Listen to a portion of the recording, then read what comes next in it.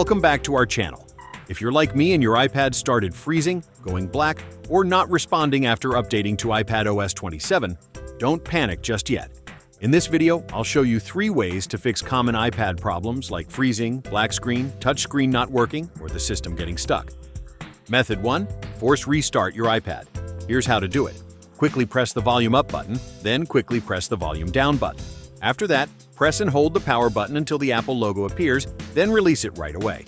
One thing to watch out for: if you see "Continue holding for recovery" on the screen, let go of the button immediately. That's because after the iPadOS 27 update, the way to enter recovery mode has changed. If you keep holding the power button, your iPad may enter the recovery assistant screen instead of simply restarting.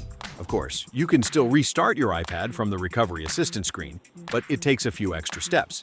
In most cases, once your iPad restarts successfully, issues like freezing, black screen, or an unresponsive touchscreen should be fixed.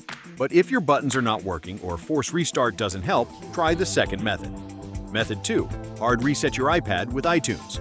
First, connect your iPad to your computer with a USB cable, then open the latest version of iTunes. If iTunes recognizes your device, just follow the on-screen instructions. But if iTunes cannot detect your iPad, you'll need to put your iPad into recovery mode first. Again, quickly press volume up, then quickly press volume down, and then press and hold the power button until you see "Continue holding for recovery." Once you enter the recovery assistant screen, choose recovery mode. After your iPad enters recovery mode, iTunes should detect it and show you 2 options: Restore or Update. If you want to completely reset the device, click Restore. iTunes will download the firmware and start resetting your iPad. However, iTunes does not always work smoothly. Sometimes it may show an error code, fail to download the firmware, or even get stuck with no response. If that happens, don't worry. You can try the third method. Method 3. Fix your iPad with UltFone System Repair. UltFone is an iOS and iPadOS system repair tool.